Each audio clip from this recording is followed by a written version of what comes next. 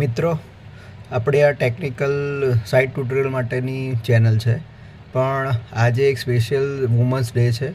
તો એના માટે હું એક વસ્તુ કહેવા માગું છું કે જે પણ આપણે સિવિલ એન્જિનિયર્સ, જે કન્સ્ટ્રક્શન ફિલ્ડમાં જેટલા માણસો છે, કોન્ટ્રાક્ટર્સ, એન્જિનિયર્સ, એ બધાના વાઈફને કે જે વુમન્સ એમની લાઈફમાં છે એ બધાનો થેન્ક યુ કહેવું જોઈએ, એ બધાનો આભાર માનવો જોઈએ.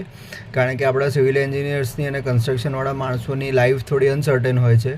કયા ટાઈમે ઘરે જઈએ, ક્યારે પાછા આવીએ નક્કી નથી હોતું. મહિનામાં બહુ રેરલી રજાઓ જ્યારે જરૂર હોય ત્યારે મળે છે. આવી બધી કન્ડિશનમાં પણ એ લોકો આપણાને સારી રીતે મેનેજ કરે છે અને આપણું કામ સારી રીતે કરવા દે છે. જો આપણો ફેમિલીનો કે આપણી વુમન જે આપણા લાઈફમાં છે એ બધાનો જો સપોર્ટ ના હોત તો આપણે આપણું કામ સારી રીતે ના કરી શકીએ.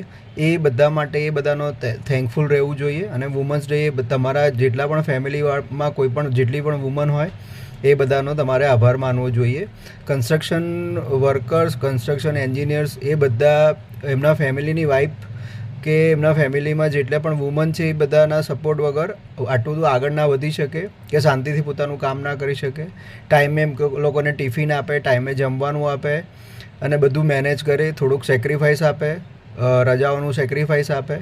આખી દુનિયા ફરતી હોય પણ એમના હસબન્ડ કે એમના ફેમિલીવાળા કામમાં હોય તો એ લોકો એમનું પોતાનું મન મનાવે. વર્ષમાં ખાલી દિવાળી ને હોળીના ટાઈમમાં જ રજાઓ મળે અને એ રીતે એ લોકો મેનેજ કરે. એ બદલ એ હેડ્સ ઓફ એ બધા લેડીઝને, એ બધી વુમન્સને. તો હું પણ એ રીતે બધી વુમન્સને હેપી વુમન્સ ડે કહું છું. તમારા કન્સ્ટ્રક્શન ફિલ્ડમાં જે પણ લોકો કામ કરતા હોય એમના ફેમિલીવાળા લોકોને થેન્ક યુ વેરી મચ. આ વિડીયોમાં આપણે આટલું જ કહીએ છીએ. ફરી ટેકનિકલ સિરીઝ આપણે આના પછીના વિડીયોમાં બનાવીશું. Thank you very much.